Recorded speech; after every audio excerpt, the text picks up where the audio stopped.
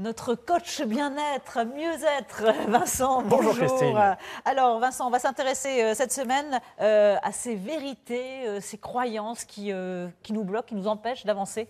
On a vu ça donc la semaine dernière, qu'on avait des croyances qui nous empêchaient d'avancer, alors que ce soit sur l'évaluation qu'on se fait de nos capacités. Je ne suis pas assez intelligent pour, je ne suis pas assez beau pour rencontrer, etc.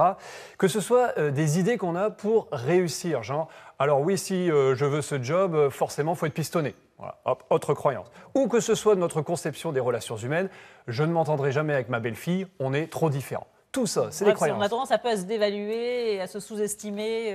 Et on est convaincu de ça, c'est ça le pire, on est convaincu et ça nous bloque, ça nous freine. Alors comment faire pour surmonter ces croyances? Ça, on voudrait savoir. Je vous le raconte Christine justement. Alors il y a plein d'outils évidemment, je vous en propose un aujourd'hui en 4 étapes.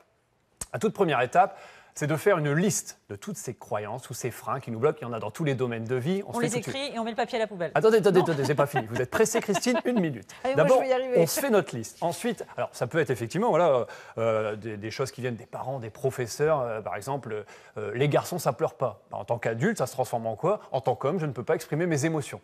C'est un problème, ça. Ah oui, voilà. ouais.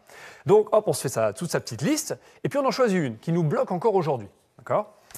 Exemple, alors je vais prendre un exemple sur chaque étape pour que ce soit clair quand même pour les téléspectateurs. Je dois faire tout moi-même. Je ne peux pas demander de l'aide à quiconque. Voilà, ça peut être une croyance. Étape numéro 2, de quelle manière cette croyance me bloque et elle me limite? Alors j'essaye de définir.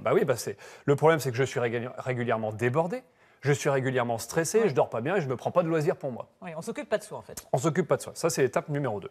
Étape numéro 3, on imagine mentalement ce par quoi on aimerait remplacer ça. Qui on aimerait être à la place, comment on aimerait penser, comment on aimerait se ressentir, se sentir. Eh bien, exemple, voilà, si je savais déléguer, je gérerais mieux mon temps.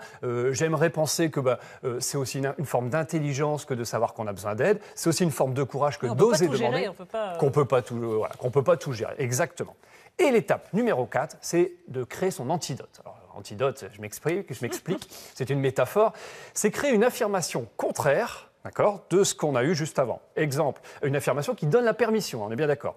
Exemple, donc voilà, il est juste de demander de l'aide. Donc voilà, dans certaines situations, je suis digne de recevoir le soutien dont j'ai besoin. J'ai le droit d'avoir de l'aide, de demander de l'aide à quelqu'un.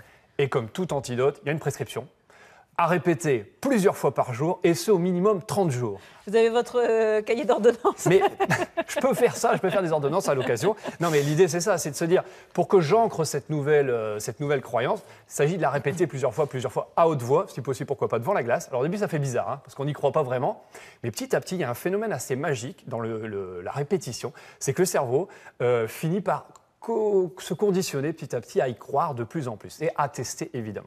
Bon alors si pendant 30 jours je me répète oui je vais avoir une place pour le concert de Johnny, oui je vais avoir une place, je vais l'avoir. Expérimentez Christine et on se retrouve dans 30 jours pour en parler. D'ailleurs un petit bonus par rapport à ça, on peut rajouter aussi un acte symbolique, c'est-à-dire que si on veut se débarrasser justement d'une croyance qui nous embête depuis un moment, un truc qui marche bien, prenez un caillou ou une pierre, d'accord, un petit caillou, et vous écrivez cette vieille croyance qui vous embête et que vous traînez depuis un moment.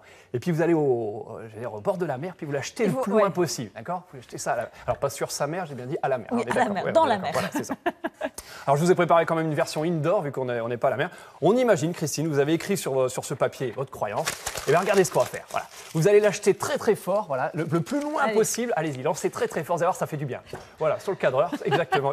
Voilà. Il va être content. Allez, je termine. Pardon Dominique, ça va, je n'ai pas visé. Bon, ça va, il n'a pas eu dans les yeux. Une petite citation de John Wooden pour terminer. Alors attention, lorsque j'aurai fini d'apprendre, je serai un homme fini. Ah bah oui, voilà, il se mange. C'est le retour de la croyance de Dominique, voilà. On va méditer sur cette citation de John Wooden. Et vive Johnny. Merci beaucoup Vincent.